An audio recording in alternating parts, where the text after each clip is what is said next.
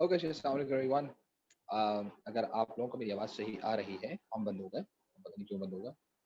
Okay, अगर आप लोगों को आवाज़ सही आ रही है तो प्लीज़ रेज़ योर हैंड।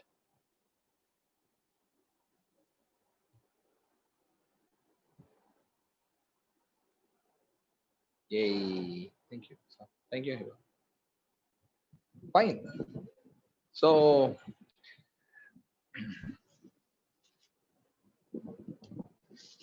टडा! ये कुछ याद आया? ये आप लोगों ने मुझे कल दिए, ये मुझे आज मिले। ये मैं इंशाअल्लाह ताला आप लोगों को बहुत दिनों के बाद दूँगा।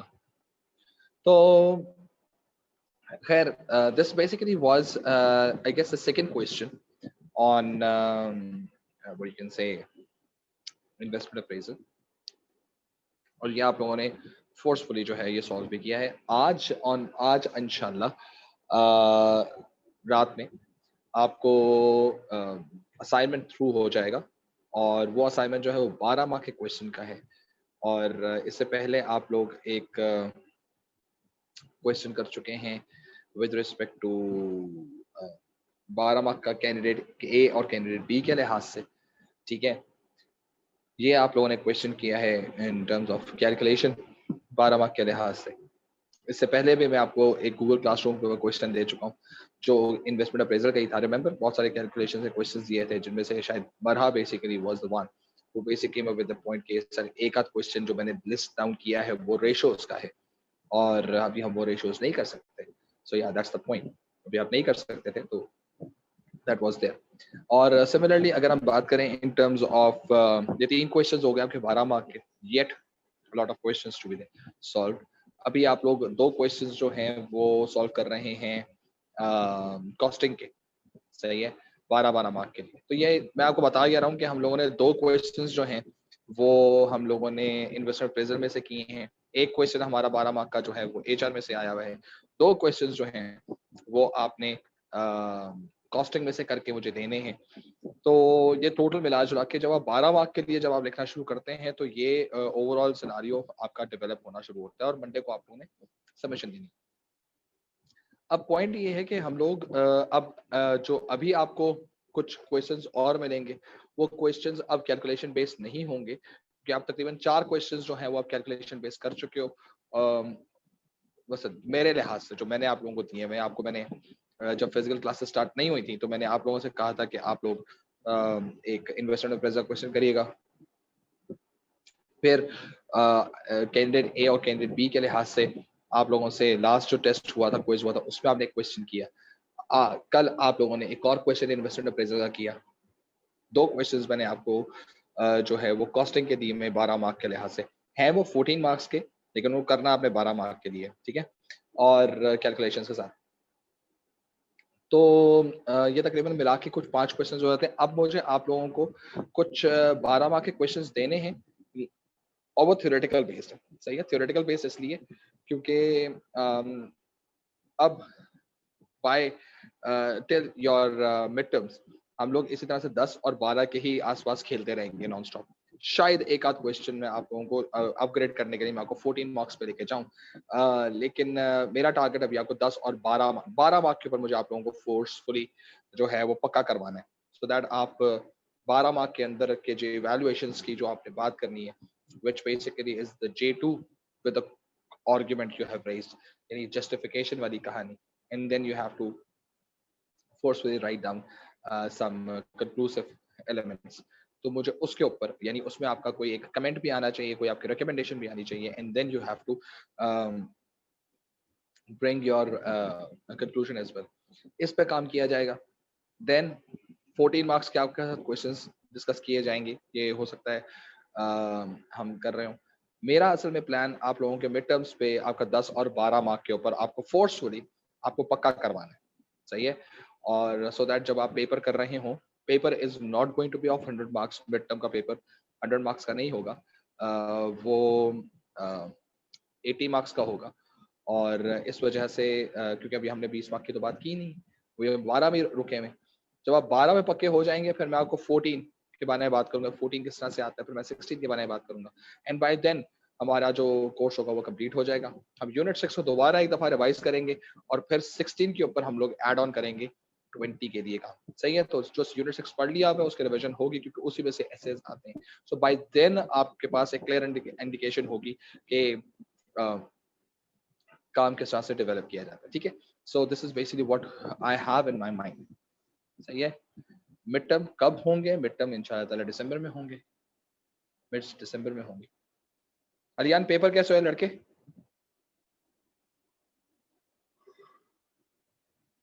हो गया या नहीं हुआ अभी?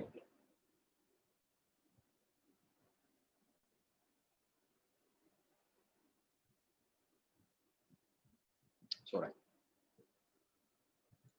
ठीक है, माशाल्लाह माशाल्लाह माशाल्लाह, चलो अच्छी बात। सो अच्छा, अब हम लोगों ने जो हमारी डिस्कशंस हैं वो क्या क्या हो चुकी हैं? अच्छा चलो कोई बात नहीं, P1 P2 की ज्यादा वेटेज सही है, इट्स बेसिकली 60 एंड इट्स 40, तो इम्प्रूवमेंट के चार्ट। खैर जी, अब हम लोगों ने क्या क्या चीजें कर ली हैं। हमारे पास जो फाइनेंस के यूनिट के अंदर हमारे पास इन्वेस्टमेंट अप्रेजल तो हम लोगों ने पहले ही कर लिया हुआ, ठीक है। हमारा बजटिंग कंप्लीट हो गया, ठीक है। हमारा कॉस्टिंग खत्म हो गया, सही है। तो ये दो चीजें हम लोग कंप्लीट कर चुके हैं। अब हमारे पास दो टॉपिक रह गए हैं। एक इंतहाई छोटा सा टॉपिक है डिप्रिसिएशन का, जिसको मैं बहुत ज्यादा फोर्सफुली नहीं करवाता, ये आमतौर पर बच्चे खुद ही से कर लेते हैं। तो ये बहुत छोटा सा टॉपिक है, इसमें क्वेश्चन तो कभी भी नहीं बनेगा, ठीक है। ये तो समझें कि हल्का फुल्का सा एक टैग एलिमेंट होता है 1 या 2 मार्क की कैलकुलेशन में, कभी आई हो तो आई हो, वरना डिप्रिसिएशन पे इतना रोते नहीं है। जो असल रोने वाली चीजें हैं वो इन्वेस्टमेंट अप्रेजल है, वो कॉस्टिंग है, वो बजटिंग है, वो ब्रेक इवन है, कैपेसिटी है, वो इस तरह की बातें करते हैं। डिप्रिसिएशन पे इतना रोते नहीं है। खैर हम हल्का फुल्का सा डिस्कशन करके क्लास में से निकल जाएंगे। देयरफॉर अब हमारा जो फोर्सफुली वाला जो एक मेजर एलिमेंट है वो हमारा है रेशियो एनालिसिस, सही है। आज हम लोग रेशियो एनालिसिस की कुछ थोड़ी बहुत सी बेसिक्स उठा लेंगे सारी के सारी, और then we move on to the discussion on Monday hopefully इंशाल्लाह, और फिर इसके क्वेश्चंस हमें कर, तो फिर 12 मार्क के अंदर फिर ये वाले क्वेश्चंस भी इंक्लूड होना शुरू हो जाएंगे। लेकिन अभी जो आप लोगों को असाइनमेंट मिलेगा वो मैं फिर आपको बता दूं कि जो आपको असाइनमेंट मिल रहा है, जो मुझे आप लोगों ने अब देखें, आप लोगों ने जो लास्ट क्वेश्चन जो कॉस्टिंग के थे वो आपने जमा नहीं करवाए, ठीक है। तो मुझसे वो आप कह रहे हैं कि जी हम मंडे को देंगे, तो अब आपको ये एक असाइनमेंट और मिल जाएगा, that must be completed and must be submitted on Monday as well. हाँ या तो अब आपके 4 क्वेश्चंस हो गए unfortunately, so you have to do this way, क्योंकि पुराना क्वेश्चन है तो आपको करके सॉल्व करके देने थे। अच्छा जी, तो दो क्वेश्चंस जो आएंगे वो बेसिकली एएस कंटेंट में से आएंगे, again not going to be from calculations, सही है। डिस्क्रिप्टिव क्वेश्चन होंगे और वो एएस के कंटेंट में से आएंगे, ठीक है ना। तो हो सकता है कि वो जब आप पेपर देखें तो पेपर देखने के बाद आपको वो क्वेश्चन जो है वो आपको 14 मार्क्स का नजर आए या वो आपको 16 मार्क्स का नजर आए। लेकिन मैं आपको कहूंगा कि आप वो भले 14 मार्क्स पेपर में लिखे हुए हैं, लेकिन हम क्योंकि अभी प्रैक्टिस कर रहे हैं तो अभी हम उसको सिर्फ और सिर्फ उसी क्वेश्चन को exactly same case and same question जो कि पेपर में 14 मार्क्स का है 16 मार्क्स का है, उसको हम लोग 12 मार्क के लिए करेंगे। तो आप उसे 12 मार्क के लिए फिर आप अपना स्ट्रक्चर्स बनाएंगे, ठीक है। तो this is basically what we have. तो मंडे को you have to submit like 4 questions, ठीक है। तो कॉस्टिंग के और दो जो अभी आपको नहीं मिलेंगे आज इंशाल्लाह वो, so it's going to be like a big thing you have to do it। तो अगेन बात फिर वही आ रही है सारी की सारी, the more you do the better you become, सही है। देयरफॉर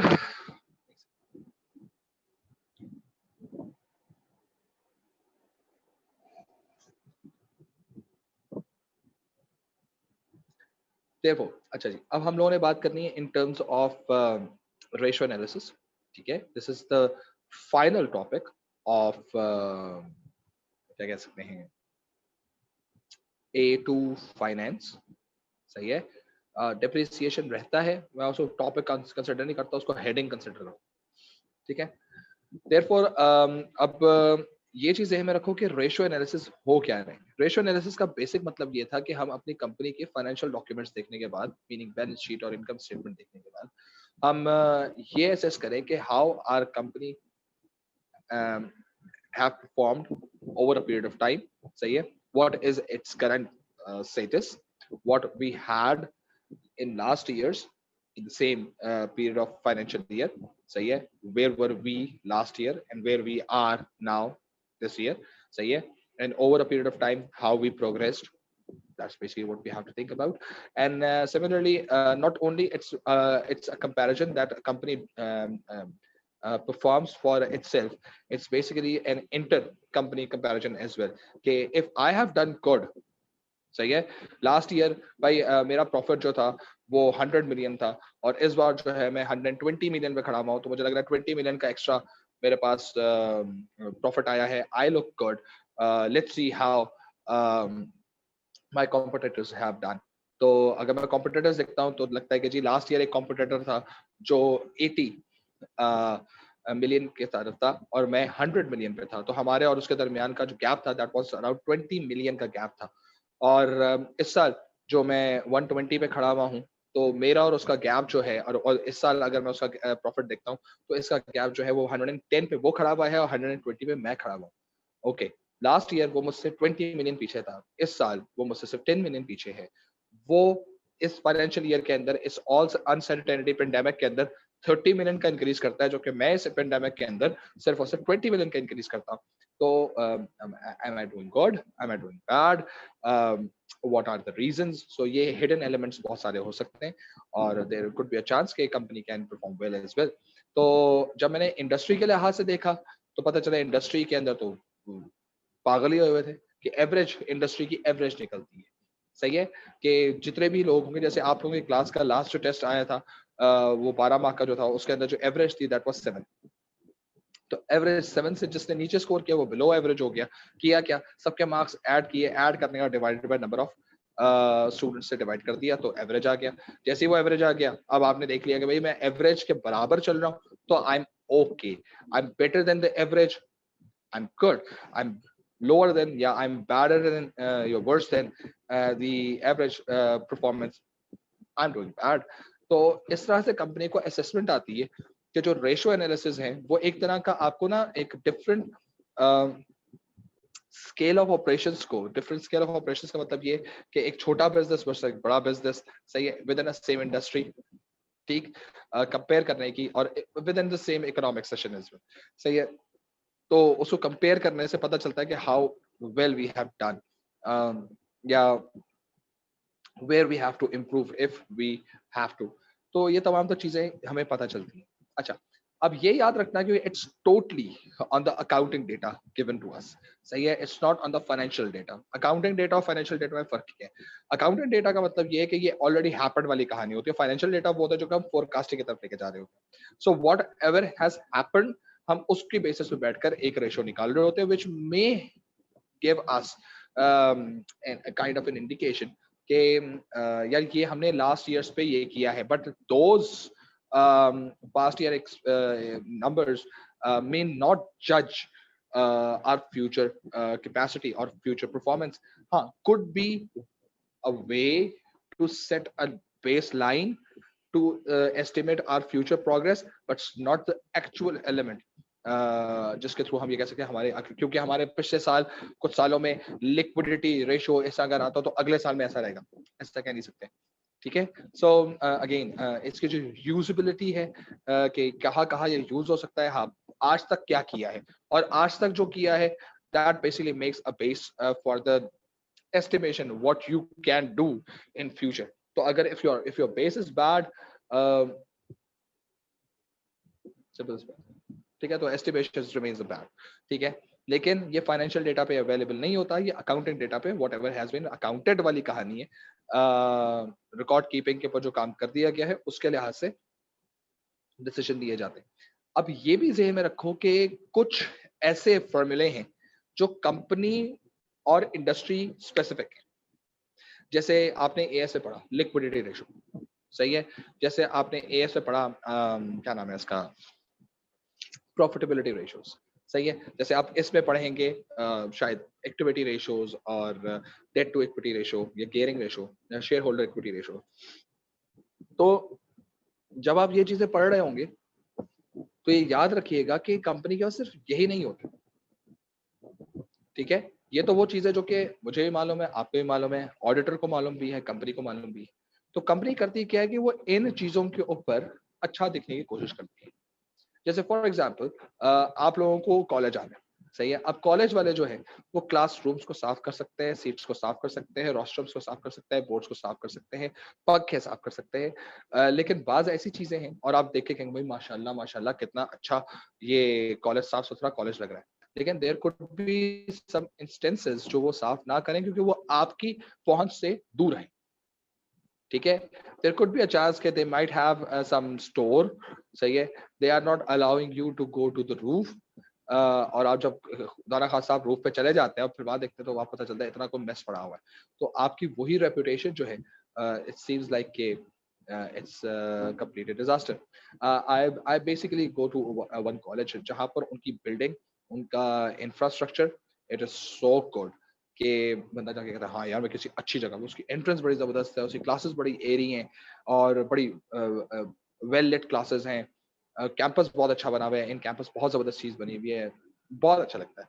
लेकिन जो जहाँ वो एक टेबल सा होता है जहाँ टीचर खड़ा होता है, उसके उसमें पेपर्स पड़े हुए हैं और वो पेपर्स पिछले साल के नहीं है, पिछले से पिछले साल के पेपर्स उधर ही पड़े हैं। मतलब वहां से वो डस्ट साफ ही नहीं होती, अंदर से साफ, बाहर से साफ किया हुआ है, बिल्कुल चमक रही है, लेकिन जब उसको आप खोल के देखते हैं तो उसमें पूरा गार्बेज पड़ा हुआ है।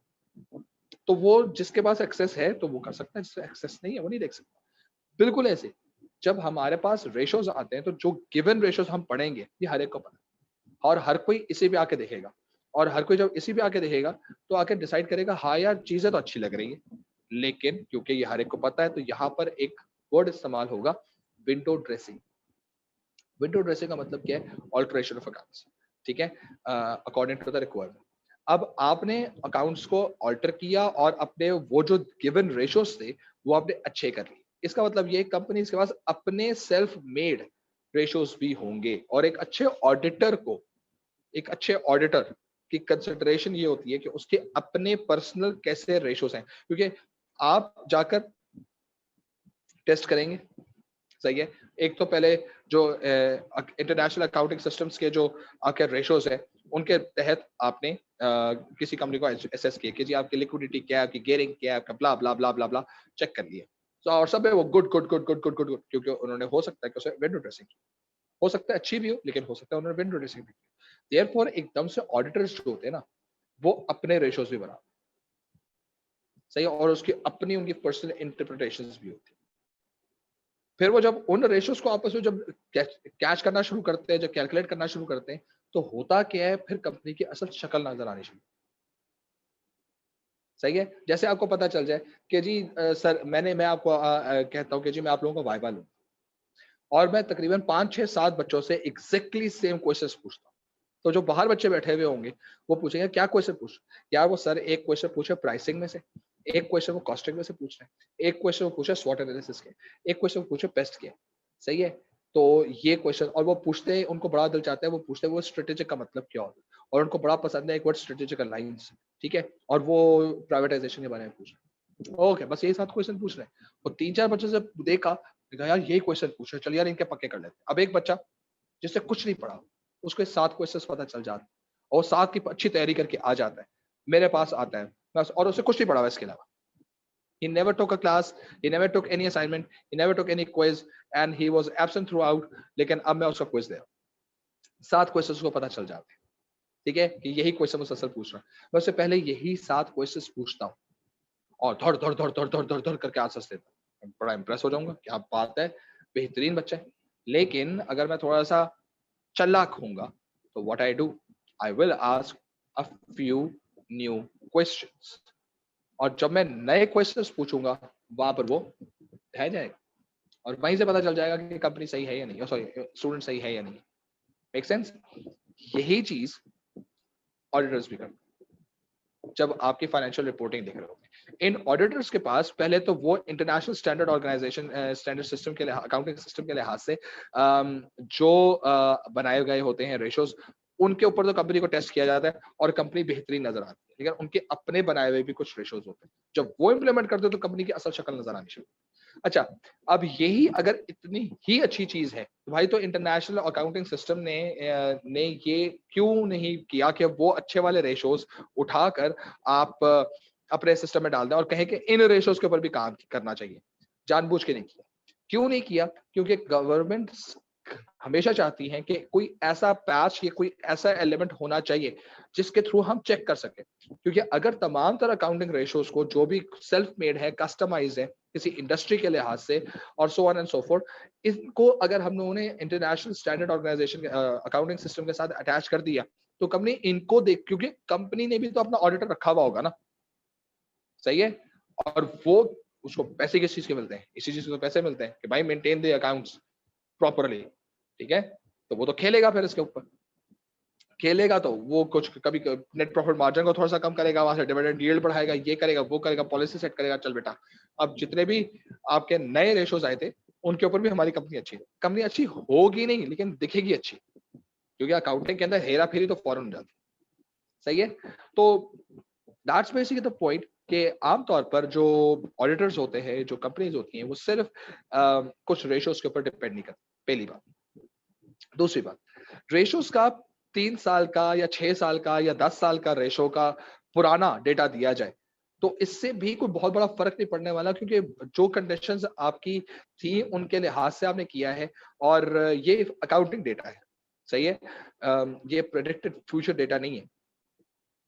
therefore this past records cannot foresee the future, ठीक है ना। तो ये एक बहुत बड़ा एलिमेंट होता है। आपको जितने भी रेशोज दे दो उन रेशोज में एंड में आप ये बात जरूर करेंगे, भाई ये तो पुराना डेटा है ना, हमें तो फ्यूचर की बात करनी है। रेशो तो पुराने डेटा के लिहाज से बात करते हैं, हमें तो फ्यूचर की बात करनी है जिसमें तो काम ही नहीं कर सकते।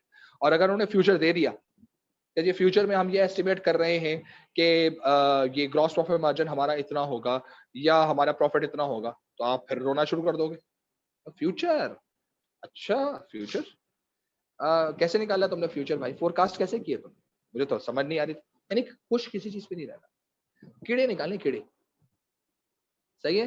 मतलब फुल टाइम पप्पो बन के बैठे हो, सही है। मोहल्ले वाली जो पोत है ये भी तुम्हारा ये मसला, अच्छा भी कर लोगे फिर मसला, गला कटवा के बैठ गए, सही है। वो बंदा तड़प रहा है, वो आगे खड़ी हो जाएगी, मजा नहीं आ रहा। गला जो है ना छोटा कटा है, ज्यादा बड़ा कटना चाहिए। इतना सा फवारा निकला सर, ये क्या बात हुई? मजा ही नहीं।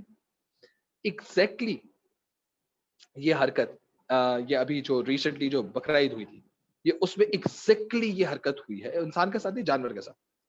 हमारे मोहल्ले में एक खातून आंटी, सही है, वो थोड़ी सी ज्यादा एक्साइटेड होती हैं हमेशा कुर्बानी के दिनों में, तो वो ज्यादा थोड़ा सा बाहर आके चीजों को देखती भी है, सब कुछ करती है, उनका अपना एक शौक है। अब हमारे मोहल्ले में एक बैल आया, बहुत खुर्राट बैल, बहुत खुर्राट बैल, मकसद बहुत अच्छा खासा उसकी एक दहशत बैठी हुई थी कि यार ये बैल आ गया है तो ये परेशान करे। अब भाई उसकी दहशत उस वक्त दहशत तो नहीं होती, वो बेसिकली घबराया हुआ होता है। जो बड़ा जानवर होता है वो घबराया हुआ होता है, उसको नए लोग नजर आते हैं तो घबराया हुआ होता है, वो इसलिए सर मार रहा होता है। तो उसने कोई अर्तगोल शर्तगोल तो नहीं देखी भी होती कि उससे वो कहते हैं हाय अल्लाह घुस जाएगा पकड़ के तलवार लेके, लेकिन वो बेसिकली डरा हुआ। अब हुआ क्या क्या, वो हजरत बैठे हुए थे, हमारे उनके बैल साहब जो थे वो बैठे हुए थे। ईद का दिन आ गया, ईद के सेकंड डे उससे कुर्बान होना था। अच्छा जी, अब वो ईद के सैटरडे सेकंड डे कुर्बान हो रहा है जी, वो कसाई वगैरह आ गए, सबके सब आ गए, बैल को खोल के लेकर आए। अच्छा आंटी भी आ गई। अब हुआ क्या क्या, उसको जब गिराया तो उसने टांगे शांगे मांगे, मकसद it was not an easy thing कि कसाई ने बोला बेटा लेट जाओ, वो लेट गया, उसे गर्दन ऊपर करो, शाबाश आ करो, अल्लाह हो, ऐसे नहीं हुआ। उन्होंने बकायदा उसके दुम वगैरह पकड़ी। It was basically tiring process, मकसद 4-5 मिनट के बाद जाकर वो बैल नीचे गिरता है और उसकी गर्दन कटती है और वो उसको ज़िबा करते हैं, सो ऑन एंड सो फोर्थ। अच्छा आंटी पता नहीं क्या समझ रही थी, आंटी समझ रही शायद ये एक पूरी एक हॉलीवुड की मूवी चलेगी कि यहाँ से जो है वो बैल एकदम से टांगे खोलेगा, वो भागेगा, फिर कसाई पीछे भागेंगे, वो गाड़ियों के ऊपर चढ़ेगा, गाड़ियां नीचे गिरेंगी, वो गाड़ियों से नीचे गिरेगा, फिर 4-5 लोगों को रोनता हुआ निकल जाएगा। पता नहीं स्पेन के अंदर जो बुल रेसिंग वगैरह की जो कहानी होती है वो उनके जहन में थी। और वो ज़िबा हुआ और उसका जो कोई भी खून वगैरह निकलना था निकला, और आंटी की शक्ल देखने वाली थी and she was so uncertain and she was literally so क्या कह सकते हैं, सैड टू नो कि बस हो गया, अच्छा, मुझे तो नहीं लग रहा था इतनी आसानी से हो जाएगा। अरे आप कसाईयों की हालत चेक करो, उनकी हालत बुरी हो गई। हाँ, नहीं मुश्किल तो हुई है, लेकिन उतनी मुश्किल नहीं हुई जितनी मुश्किल मैं समझ रही थी। भाई आपको किसने कहा समझने को? ये कसाई का, बैल का और अल्लाह का मामला है। आपको किसने कहा सोचना? बिल्कुल इसी तरह से, यानी हर चीज़ में कीड़े निकालना।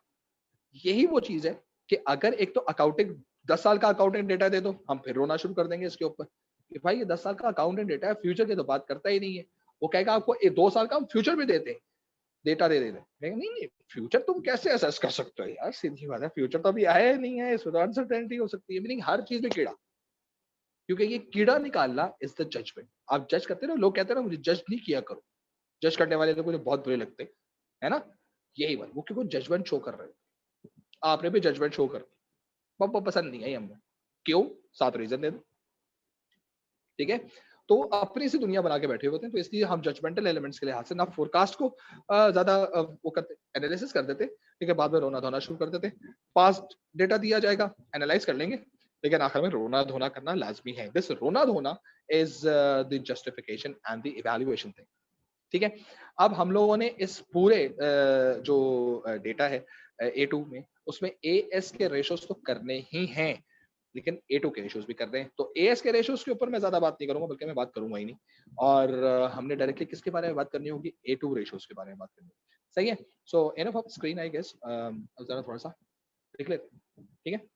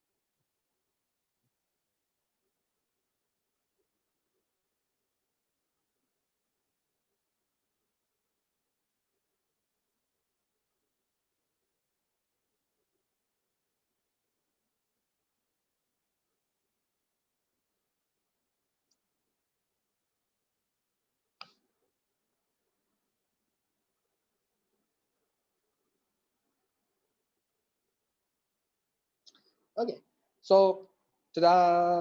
We have a black screen today. और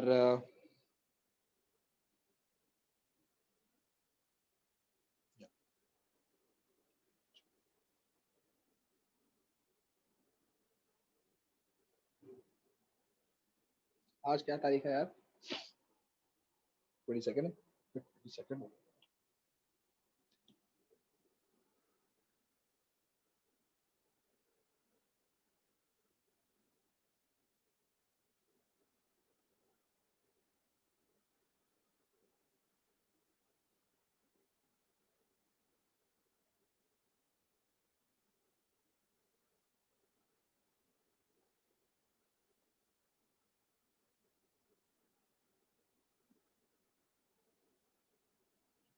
ठीक है?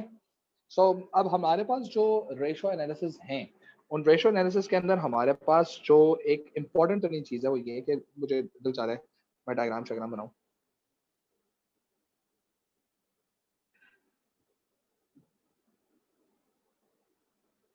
नहीं,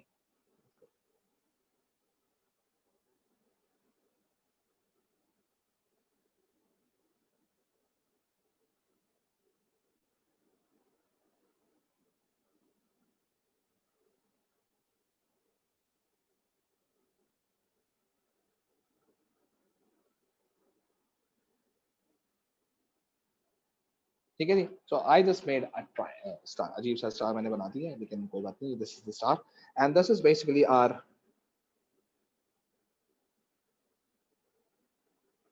रेशो एनालिसिस। सही है। ये जो हमारा पहला है, this is basically our liquidity ratio, ठीक है। ये जो हमारे पास है, this is are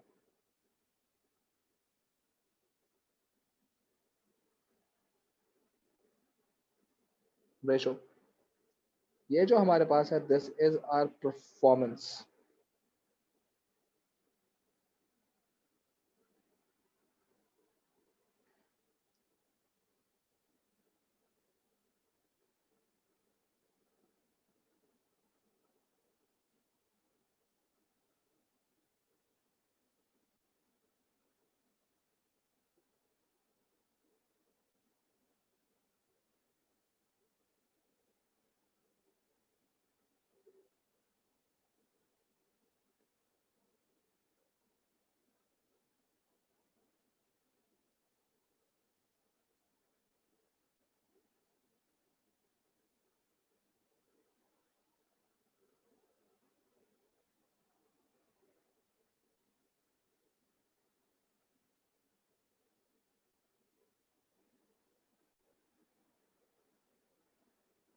the important thing is this कि ये जो आपका जितना भी रेशो एनालिसिस का जो हम लोगों ने एक बात लिखी है, ये सारे के सारे रेशोज एक दूसरे से कोरिलेटेड।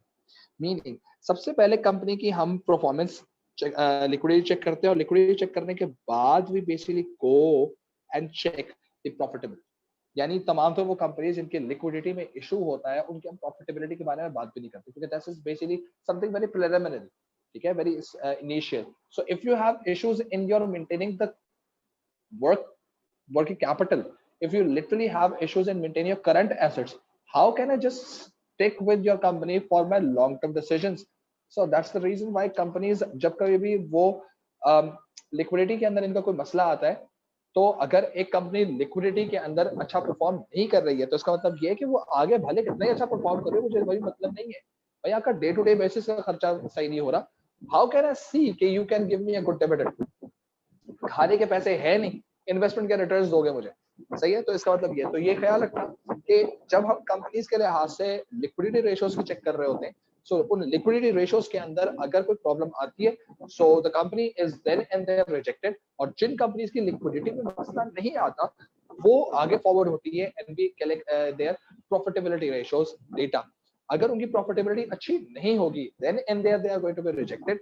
अगर जिनकी अच्छी होगी, they basically are going to get the chance, so that we are going to check their performance ratios, यानी कि एक्टिविटी रेशियोज देखी जाएगी, ठीक है। और अगर कंपनीज के अगर एक्टिविटी रेशियोज अच्छे नहीं होंगे, वो वहीं पर ही कैंसल आउट हो जाएंगे। और जिनके अच्छे होंगे उनके बारे में बात करेंगे। अब हमें आप अपनी गेयरिंग के बारे में बात करिए। और अगर उनकी गेयरिंग अच्छी नहीं होगी, हाईली गियर्ड होंगे, इश्यूज होंगे, definitely we are going to reject. सही है। अब गेयरिंग होती क्या है, क्या चीज नहीं होती, हमने एक एक करके चीज पढ़नी, ठीक है। अभी सिर्फ नाम याद रखो, ठीक। जिनकी गेयरिंग भी अच्छी है और अभी तक वो लोग क्वालिफाई करते जा रहे हैं, हाँ, ये ऐसी कंपनीज हैं जिनके बारे में हम सोच सकते हैं, और बीइंग अ शेयर होल्डर हम उन पे बात करते हैं। और तमाम तर वो कंपनियां जो यहाँ पर अच्छा परफॉर्म करेंगी, सही है, हम उन कंपनीज के ऊपर, हम उन कंपनीज पे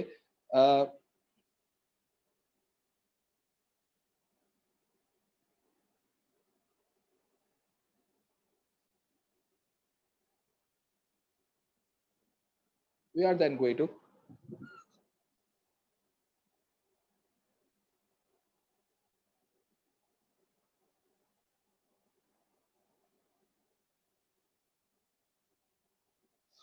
विद सम रिजर्वेशंस, ठीक है, कुछ रिजर्वेशन होंगी हमारी, उन रिजर्वेशन को हम लोग बात करेंगे, ठीक। तो ये चीज ध्यान में रखो कि when we are talking about ratios, so हमारे पास लिक्विडिटी रेशोज के अंदर हमारे पास कुछ रेशोज थे, सही है। और वो रेशोज कौन कौन से थे, उसके बारे में हम लोग बात कर रहे थे। हमारे पास जो हम लोगों ने बात की है in terms of liquidity ratios के लिहाज से, तो हमारे पास दो तरह से रेशोज आया करते थे, से लिखा जा सकता, ठीक है। सो हमारे पास एक था हमारे पास करंट रेशो, सही है, और एक था हमारे पास क्विक रेशो, सही है। तो ये हमारे पे लिक्विडिटी रेशोज थे। अगर हम बात करते हैं in terms of profitability ratios के लिहाज से, सही है, तो हमारे पास यहाँ पर हम लोगों ने जो था दो बेसिक पढ़े थे, that is basic gross profit margin, सही है। We basically had net profit margin, सही है। एंड देन हम लोगों ने एक और चीज भी पढ़ी थी, रिटर्न ऑन कैपिटल एम्प्लॉयड। सही है, ये वो चीजें थी जो हम लोगों ने ए से पढ़ी थी। जब हम A2 में आएंगे, सही है, और A2 में आए तो हमारे पास यहाँ पर परफॉर्मेंस रेशियोज के अंदर we basically have like two major elements। सही है, one is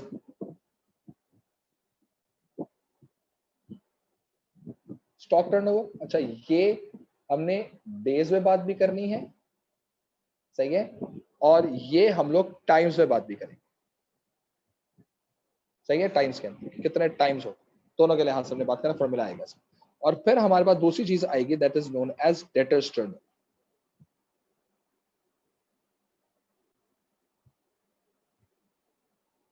सही है। अच्छा, इसमें एसेट टर्नओवर भी होता है, इसके अंदर क्रेडिटर टर्नओवर भी होता है, या जो अकाउंट्स पेबल जो होते हैं वो भी होते हैं, लेकिन हम उसके बारे में बात नहीं करेंगे, इन दो के बारे में हम बात करेंगे। It's going to be simple बात।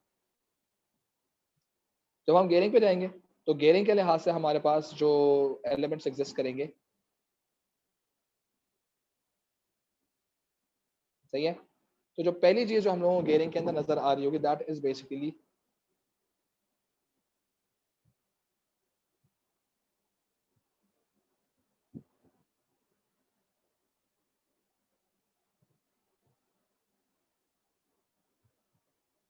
Date to equity ratio. सही है,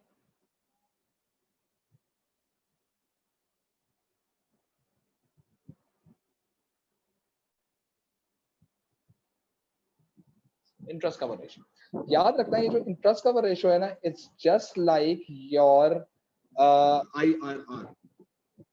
ठीक है, it's just like the IRR, meaning कि ये जो है ये पेपर के अंदर आपको गिवन जरूर होगा, लेकिन इसे कैलकुलेशंस नहीं है।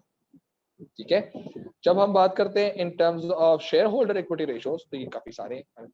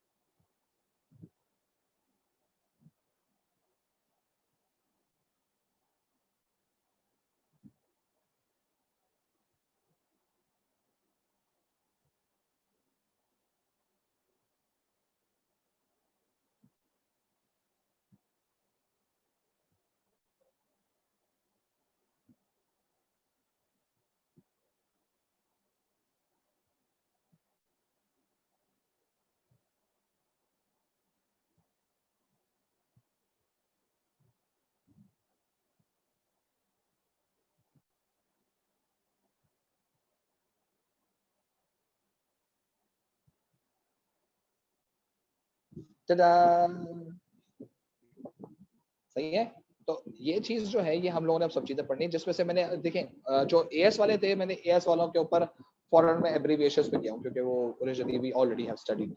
ठीक है, लेकिन अगर हम बात करें इन टर्म्स ऑफ A2 वाले जितने भी हैं उन सब के लिए मैंने पूरे पूरे नाम लिखे, इनके फॉर्मूले, यानी कि अब हम लोगों ने मंडे को जो है what we are going to do, we are going to start from here. सही है, कि और असेसमेंट क्या है कि जो कंपनीज के हमें परफॉर्मेंस रेशियोज निकालने हैं उनकी लिक्विडिटी और प्रॉफिटेबिलिटी चेक हो चुकी है। ठीक है, मीनिंग उनकी प्रॉफिटेबिलिटी और लिक्विडिटी के अंदर हमें कोई एज सच कोई इशू है नहीं, and that is the reason where we basically are trying to understand के चीज जो है वो बेहतर तरीके से चल रही है। ठीक है, सो यहाँ पर जो हम लोगों को जहन में रखना है वो ये है कि अगर काम को बेहतर तरीके से क्या नाम है परफॉर्म करना है, तो उसमें जो कोई भी हमारे पास रेशो गिवन होगा, डेफिनेटली इस पेपर के अंदर सारे रेशोज हमें गिवन नहीं होते, they only can talk about any 2 और मैक्सिमम 3 रेशोज, सही है, कैलकुलेट करने के लिए, सही है। अब अगर वो गेयरिंग की बात कर रहे हैं तो वो इनमें से कोई एक की बात करेंगे और दोनों की बात हो सकता है ना करें, तो भाई जिसकी बात नहीं करेंगे वो हम उसके बारे में रोना शुरू कर देंगे, भाई तुमने इसके बारे में तो बात ही नहीं, तो भाई तो पिक्चर ही अभी क्लियर नहीं है। आपको शेयर होल्डर इक्विटी के अंदर सारे रेशियोज के बारे में बात नहीं की, किसी एक के बारे में बात कर ली, किसी दूसरे के बारे में बात नहीं की, तो आप रोना धोना शुरू कर देंगे। तो रोने धोने की हमारे पास काफी सारे चांसेस हैं, रोना धोना इज द इवैल्यूएशन, ठीक है। So this is basically what we have right now, और होपफुली इंशाल्लाह मंडे को we'll be starting this ratio analysis, और पहले हम बात करेंगे परफॉर्मेंस रेशियोज के। अच्छा, अगेन इंटरप्रिटेशंस के लिहाज से could be a chance के शायद जिस तरह से इसको कंपैरेटिवली चीज देखी जाती है हमें, क्योंकि कंपनी असेस करनी है whether the company is doing good or bad, तो उसके अंदर हम लोग ये असेसमेंट शायद वो अकाउंट्स की असेसमेंट से हम आगे जा रहे हैं, सही है, क्योंकि हमें डिटेल करना है इस चीज को कि यार किस तरह से ये दोनों आंसर्स कंपेयर होते हैं, या किस तरह से दोनों आंसर्स एक फर्दर एक चीज जो है वो एड्रेस करते हैं, तो इस तरह से हमें चीजें देखनी होगी, fine. So this is basically what we have, और before I end up the class,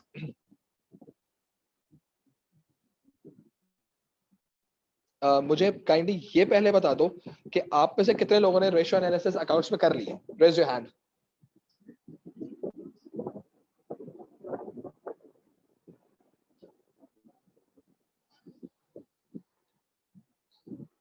आप में से कितने बच्चों ने रेशियो एनालिसिस A2 के अंदर कर लिया है एज अ टॉपिक?